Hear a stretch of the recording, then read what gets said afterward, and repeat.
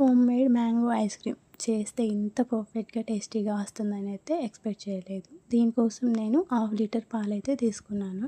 అందులో 1/2 cup milk తీసుకొని అందులో 2 స్పూన్స్ కస్టర్డ్ పౌడర్ వేసి ఉండలు లేకుండా కలుపుకొని పక్కన పెట్టుకోవాలి. ఇప్పుడు మిగిలిన పాలని స్టవ్ మీద పెట్టి 2 పొంగులు వచ్చే వరకు మరిగించాలి. మరిగిన పాలలో కస్టర్డ్ మిల్క్ కూడా యాడ్ చేసి ఉండలు లేకుండా కలుపుకొని పక్కన పెట్టుకోవాలి. ఇప్పుడు అందులోనే 1/2 కప్ షుగర్ కూడా వేసి బాగా కలుపుకోవాలి.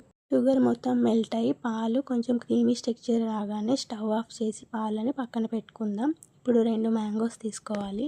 వాటి పీల్ తీసి క్లీన్ చేసుకున్న తర్వాత వాటిని స్లైసెస్గా కట్ చేసుకోవాలి. కట్ చేసుకున్న స్లైసెస్ను మిక్సీ జార్లో వేసి మిక్సీ పట్టుకుందాం. ఇప్పుడు పాలు మొత్తం చల్లారిన తర్వాత అందులో మిక్సీ పట్టుకున్న ప్యూరీని మొత్తం పాలల్లో మిక్స్ చేసుకుందాం. ఇప్పుడు ఈ మిశ్రమాన్ని మొత్తం ఒక బాక్స్లోకి టర్న్ అవుట్ చేసుకున్న తర్వాత గార్నిషింగ్ కోసం డ్రై రోస్ట్ చేసిన బాదం పప్పులు కానీ పిస్తా పప్పులు కానీ వేసుకుంటే తినేటప్పుడు క్రంచీగా చాలా టేస్టీగా ఉంటుంది. నా దగ్గర అవైలబుల్గా లేవు కాబట్టి నేను డైరెక్ట్గా మూత పెట్టేసి అలానే హై టెంపరేచర్లో 3 to 4 hours డ్రై ఫ్రిడ్జ్లో పెట్టేస్తున్నాను. ఆఫ్టర్ 5 hours నేను దీన్ని ఓపెన్ చేస్తున్నాను.